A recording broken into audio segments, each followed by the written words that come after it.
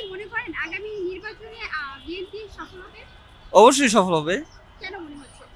কারণ এখন একমাত্র দল হিসাবে যারা আছে আমি মনে করি বিএনপি আছে একমাত্র মেরুদণ্ড সম্মত দল বাংলাদেশে। তারেক রহমানের নির্বাচনী কৌশল কি বাস্তবসম্মত মনে হচ্ছে? আসলে আমি রাজনীতি নিয়ে এত ঘাটাঘাটি করি না তো, তাই এটার প্রশ্নের উত্তর দিতে পারছি না।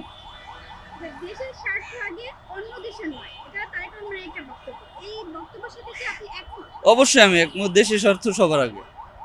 ভারতের সাথে বাংলাদেশের সম্পর্ক শীতল হওয়া প্রয়োজন, এটার সাথে আপনি একমত? ভৌগোলিক অবস্থা অনুযায়ী বাংলাদেশ এমন একটা অবস্থানে আছে যেখানে অবশ্যই অন্যান্য যে বন্ধু রাষ্ট্রগুলো আছে তাদের সাথে অবশ্যই শীতল একটা সম্পর্ক হওয়া উচিত, কিন্তু তার মানে এই নয় যে সব বিষয়ে ছাড় দেওয়া উচিত। আচ্ছা, এত বছর পরে তারেক রহমান মিডিয়াতে সাক্ষাৎকার দিয়েছে, এটা কিভাবে দেখছেন? অবশ্যই ভালোভাবে দেখছি, উনি যদি দেশে আসেন, দেশে এসে সাক্ষাৎকারটা দিতেন তাহলে আমার মনে হতো যে হ্যাঁ আরো বেশি ভালো হতো।